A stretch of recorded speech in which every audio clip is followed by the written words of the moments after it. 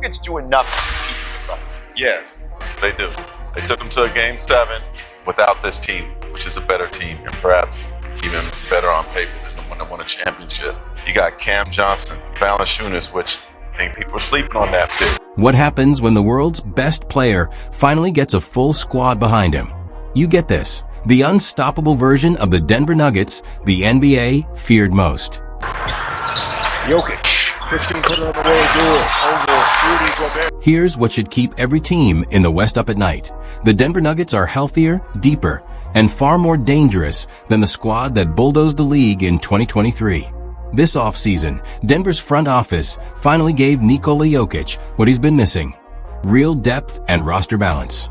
It's a kind of structure Oklahoma City had when they stunned the Nuggets last postseason, the exact blueprint Denver lacked when it mattered most. Now Jokic looks like a man who just got exactly what he wanted for Christmas.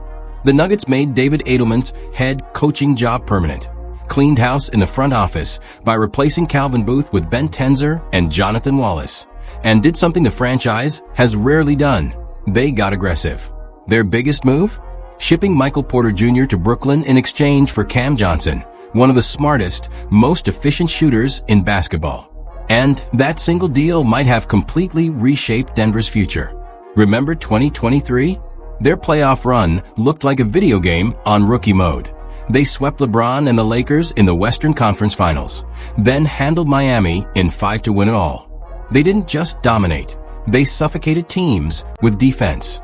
Now imagine that same foundation, but with improved spacing, stronger perimeter defense, and a bench that can actually hold leads when Jokic sits. Let's be honest about where Denver has been.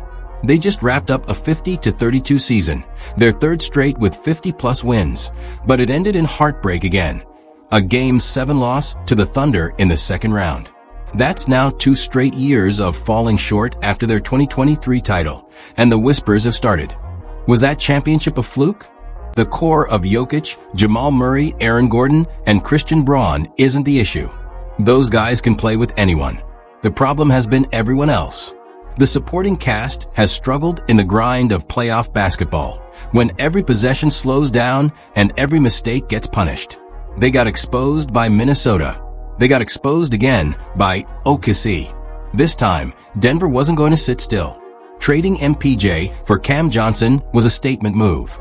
Sure, Porter's got size and a smooth jumper, but Johnson brings everything Porter offers offensively and adds defensive discipline, smarter decision-making, and elite consistency. Johnson shot nearly 39% from deep last year on high volume, and now he's stepping into a system built perfectly for his strengths. With Jokic orchestrating and Murray drawing doubles, Johnson's about to feast on wide-open looks. But Johnson isn't just a shooter. He's a high IQ player who cuts sharply, sets hard screens, and makes the extra pass. He spent all last year shouldering offensive duties for a struggling Brooklyn team, which forced him to develop his playmaking. Now he's about to thrive in an environment where he'll never face an opponent's best defender. With Jokic and Murray commanding attention, Gordon patrolling the dunker spot, and Braun cutting through lanes, Johnson is about to enjoy the easiest and most efficient offense of his career. Bottom line, Denver's not just running it back, they're reloaded. This is a smarter, deeper, and hungrier version of the Nuggets, and that should terrify the entire Western Conference. Schroeder, leave it. Johnson. Oh, yeah! Oh, don't hurt him, Cam. Look it right on the break. He's not just a shooter. He's a legitimate high IQ player, and his chemistry with Nikola Jokic is going to be instant. Both guys see the game at a completely different level, and that's what makes this new-look Denver Nuggets team so dangerous. But here's where things really get interesting. Denver's bench, which has been a disaster for years, at times historically bad, finally got a complete overhaul. This summer, the front office went all in to fix it, and the result is easily their best second unit since the Jokic era began. The first big move? Bringing back Bruce Brown. After leaving Denver, Brown bounced around the league like a suitcase, Indiana, Toronto, New Orleans, never really finding a home. But now he's back where he belongs, and we already know this partnership works. Brown has real chemistry with Jokic. He can guard multiple positions, and he's comfortable running the offense when Jamal Murray sits. We've seen this movie before. In 2023, Brown was a critical piece in their title run, locking down opposing guards, hitting clutch shots, and giving Denver that edge every championship team needs. Unless something broke him during his time away, this reunion is an absolute home run signing. Then came the biggest fix of all, the backup center spot. For years, watching Denver's minutes without Jokic has been pure pain. The on-off numbers were absurd, and while that's a credit to how great Jokic is, it also exposed how weak Denver's bench was at the 5. Entered Jonas Valanciunas. Look, he's not going to drop 25 and 15 every night, but that's not what Denver needs. What they need is a grown man who can rebound, finish inside, set hard screens, and not get played off the floor in 8 minutes.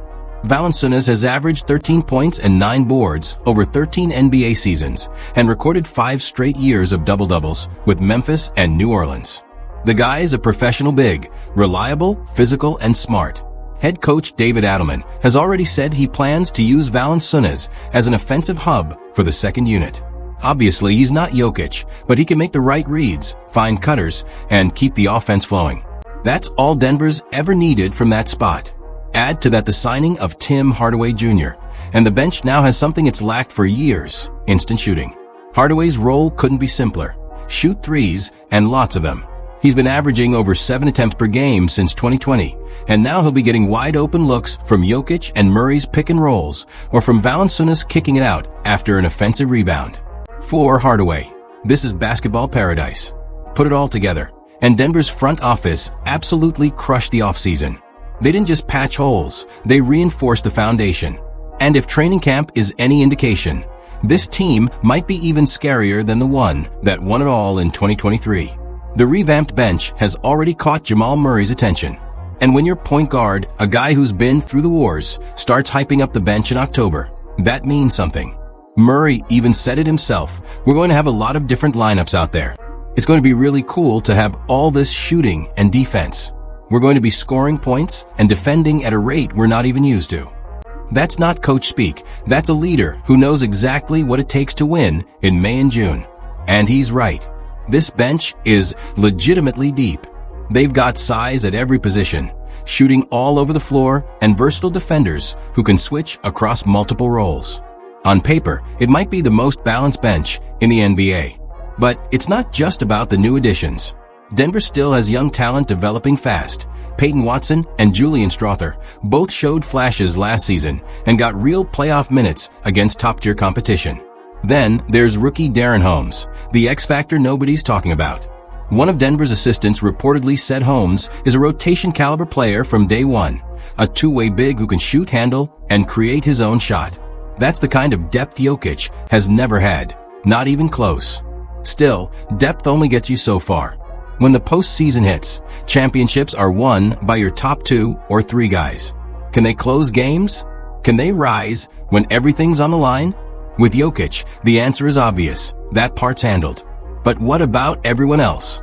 Here's the wild part. The Nuggets haven't had an all-star not named Nikola Jokic since Carmelo Anthony in 2011. 14 years. And they haven't had 2 all-stars in the same season since 2010, when Melo and Chauncey Billups led the way. That streak could finally end this year.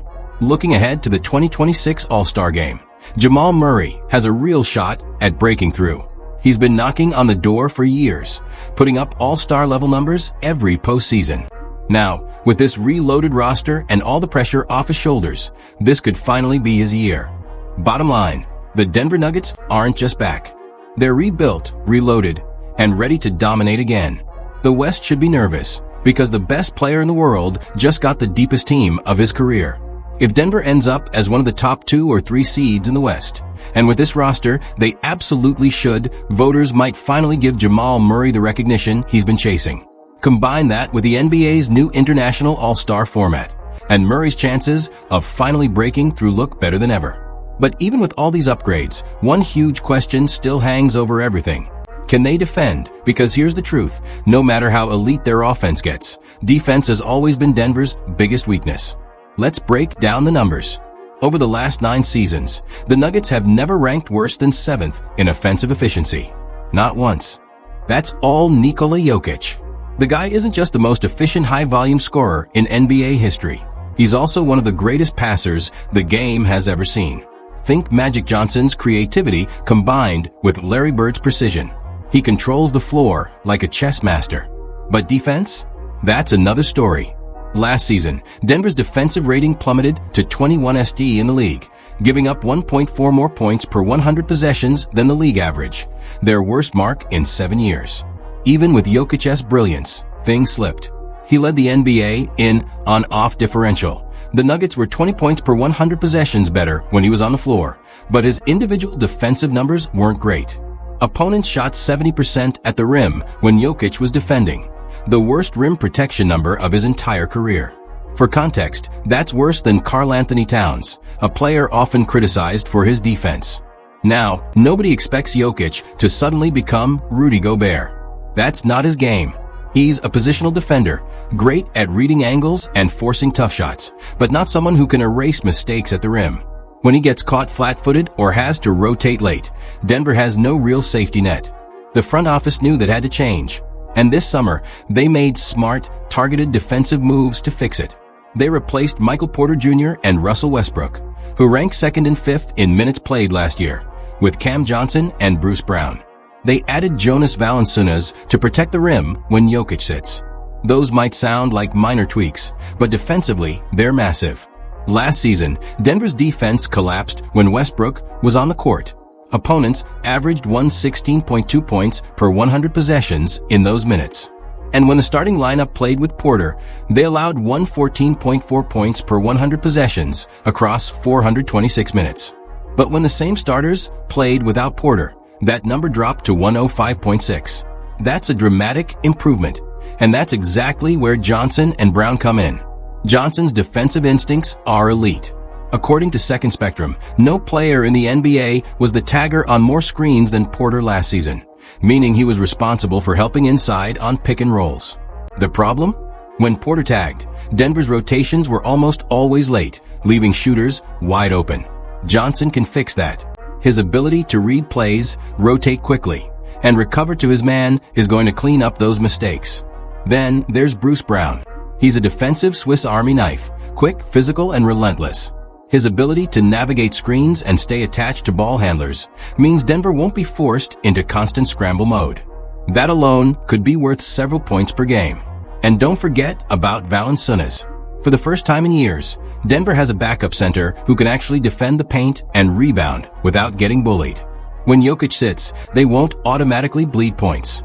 Valanciunas brings size, toughness, and enough offense to keep second units honest. Here's what all this means. Denver doesn't need to be a top 10 defense in January.